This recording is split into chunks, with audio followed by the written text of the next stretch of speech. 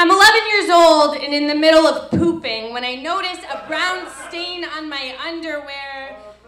Pretty normal. But when I look into the toilet bowl, I see blood there. And this, I know, means I finally gotten my first intestinal parasites. My friend Emma had them once and she said they slithered out of her in crimson. So I scream, "Mom, I have worms in my poop!" And she arrives. And the perfume she wears only to work. I've spent years waiting for that smell to pick me up from school and hook its arms around me. Now it stands over me. And my mother smiles at my stained feces like it's a page of math homework I've finished, or at least attempted to start. "Oh, sweetheart," she says, "I think it's just your first shit." Of course, this isn't just blood.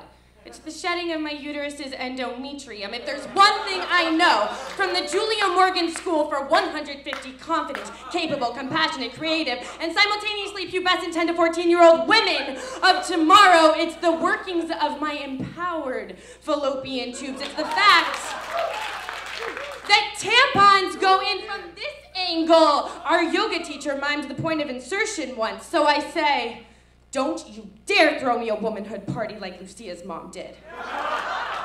And I curse myself, for I have tried so hard to keep my body still. How many times I refused to wiggle loose teeth in at school on Goddess Day when we dressed ourselves in scarves and took the names of our favorite deities: Goddess of the Moon, Goddess of Love, Goddess of Maple Cream Cheese French Toast. I refused the lipstick. I wiped off my eyeshadow. Women wear makeup. Women press perfume to their wrists like my mother, a woman who sleeps on white sheets and doesn't undress much at the beach. I still like to smell the stink of my armpits. I'm too nervous to take a shower. I'm scared of crosswalks and waitresses, and on every birthday candle I can remember, I've wished that I'll be the first young Jewish girl to remain immortal.